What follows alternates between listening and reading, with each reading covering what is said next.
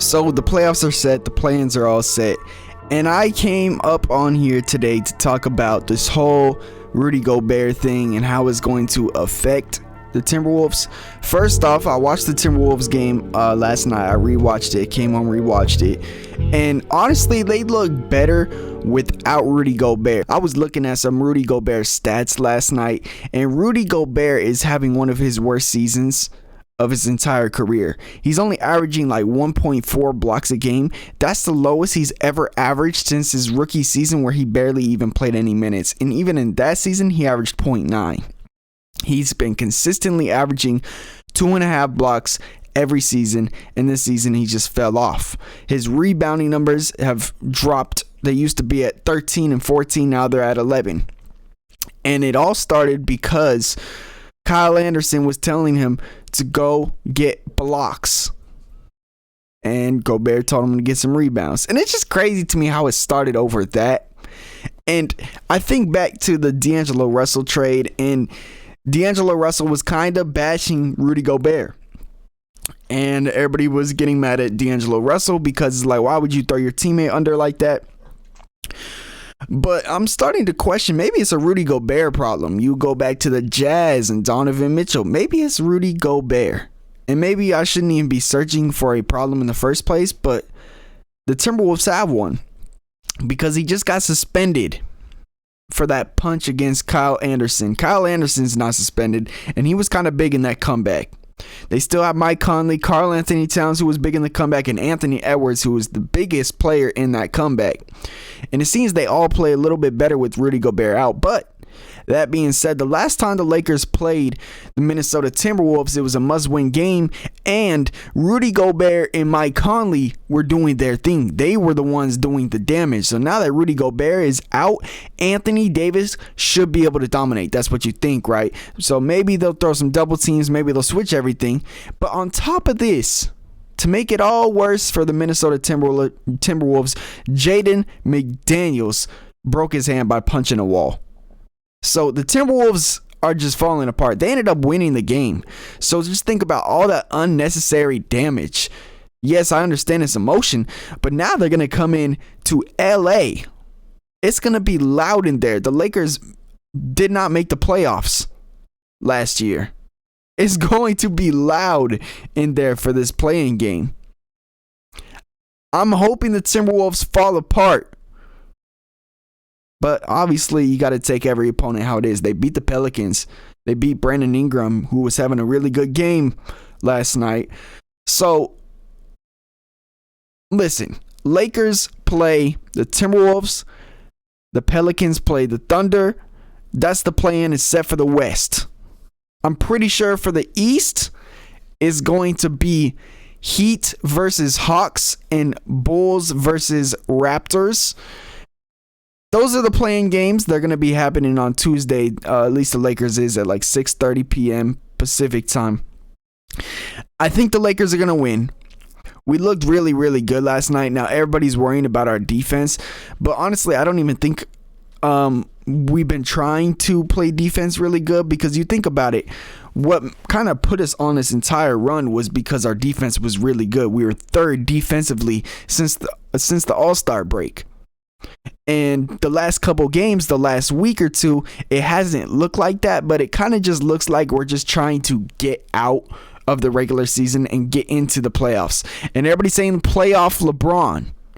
You know, I saw Phil Handy talking about it on a podcast with Gilbert Arenas, I'm pretty sure, and he was just saying that LeBron zero third, I don't even know, you guys know what I'm talking about, where he doesn't go on social media and just focuses on basketball during the playoffs and turns it up a level. He said it's real.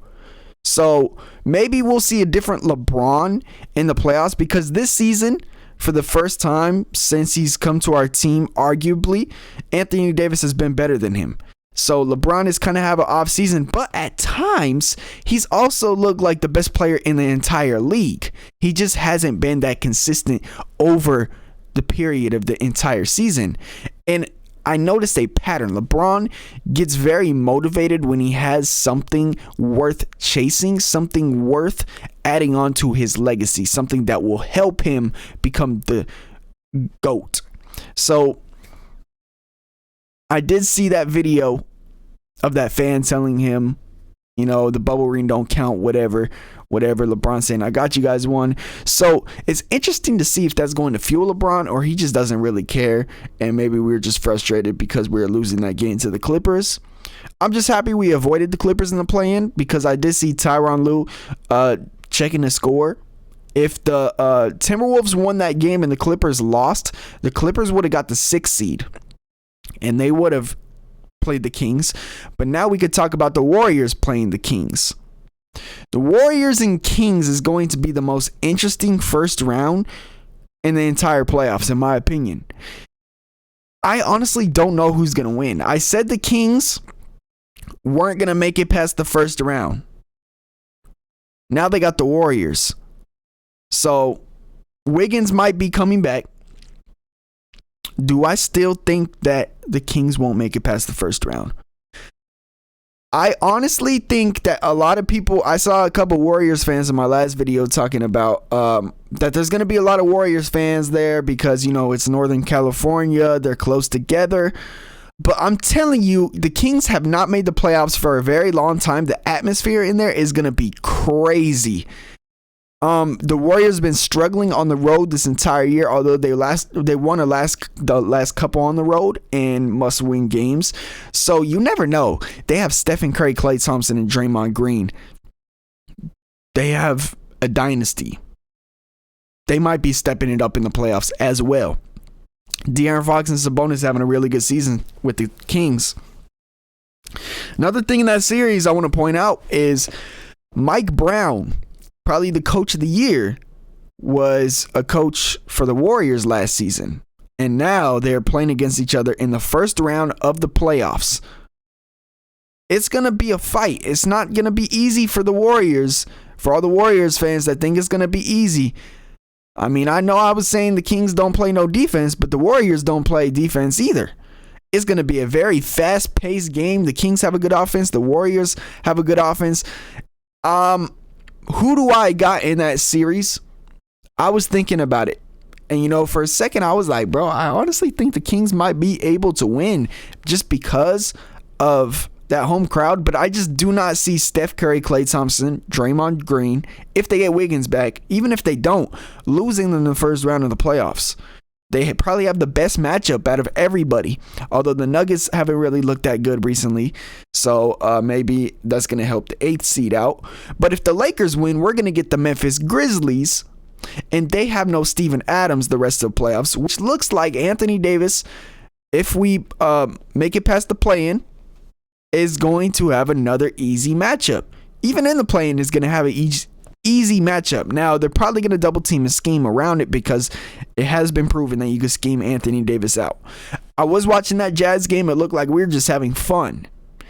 We look smooth. Our offense has not been the problem recently. We've been shooting it really, really good from 3. It's our defense that's been the problem. But I think that hopefully we could flip a switch in the playoffs and turn it up a little bit. As for the Eastern Conference, I'm pretty sure the Heat are going to get out of that play-in. I think they're going to beat the Hawks. Although you never know about the Hawks. But I definitely do see the Heat moving on. I think Kevin Love has actually helped them out a lot. Tyler Hero's been having a really good season. Jimmy Butler, I shouldn't have to say it, is having one of his best seasons. So I think the Heat are going to get out of there. And then they're going to play the Celtics the first round, it's looking like. Heat versus Celtics rematch. That one's going to be very, very crazy. I think the Heat can win a couple games, but I do see the Celtics getting out there. But you never know about the Celtics, though. Celtics are a team I do worry about, although I don't really care if they lose. I want them to lose. But I'm saying, as a basketball fan, how they're the favorite, I kind of do worry that they might lose that first round. For the Hawks and the Bulls and the Raptors, I don't see the Raptors doing anything, although the Bulls can choke. But I think the Bulls honestly can make the playoffs, and then they're going to lose to the Bucks. First round, probably. So yeah, those are my playoff predictions for the bottom seeds. We got the Suns and Clippers. Kevin Durant versus Kawhi Leonard. Kevin Durant versus Russell Westbrook. Chris Paul versus Kevin Durant. Chris Paul versus Kawhi Leonard. Chris Paul versus Russell Westbrook. PG might not be back for that series. I don't know how that's going to go.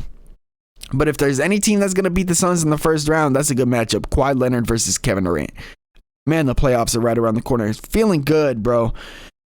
I'm feeling like this might be the best year we've seen in a very long time for the playoffs. They got the Cavs and the Knicks out in the East. I don't know if Randall's coming back. I don't think he is. He has that sprained ankle. So the Cavaliers are my sleeper team in the East. But the Knicks are very good at basketball. You guys remember every single year they make the playoffs. You guys remember that Hawks series? Madison Square Garden just turns into a different environment, and they're the most fun team to watch at home in the entire playoffs. So it's going to be tough for the Cavs. They're a young team, so you never know. I feel like all these series, everybody's like, oh, it's definitely, this team's going to win, this team's going to win. All the predictions that I've made, I am not completely confident in any of them. Any team can come in and win. Like the 76ers, I think they could win the finals if they stay healthy, but they're playing the Nets, and I'm like, I could definitely see them losing a couple games to the Nets because it's just, anything can happen. All these teams are very, very good. Mikal Bridges could go off for 30 or 40 points. And that's another thing. This season, we've seen so many high-scoring games by players. We've seen records broken for most 40-point games, 50-point games. We've seen records be broken for most points in a quarter, most points in a half, most points in a game. That Clippers and Kings game was crazy. So the scoring has been crazy this season. The fouls have been crazy. Now I'm interested to see how NBA basketball is going to look in this year's playoffs. Is the scoring going to go down because traditionally it gets more defensive? Are the refs going to not blow the whistle and let them play a little bit more physical? I'm interested to see. And based on that, I'm trying to think who's going to win, because a lot of people say the Lakers get the best whistle in the league, but the Lakers are very good and have a lot of good players at drawing fouls. So I'm interested to see how the playoffs are going to shape out. I am completely confident that without Rudy Gobert and Jaden McDaniels, that the Lakers at home, completely healthy now, no excuses, can beat the Minnesota Timberwolves. Move on and play the Memphis Grizzlies. Earlier I said the Grizzlies can make the finals. They're that good. But without Steven Adams, I don't know. Jaren Jackson Jr. is having his best season this year. He's probably going to win Defensive Player of the Year.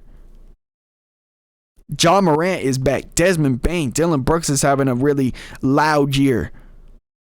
So the Grizzlies team is not going to be easy to beat, and they are the number 2 seed for a reason. But the Los Angeles Lakers are probably one of the hottest teams in basketball. 15-8, I think, since All-Star break.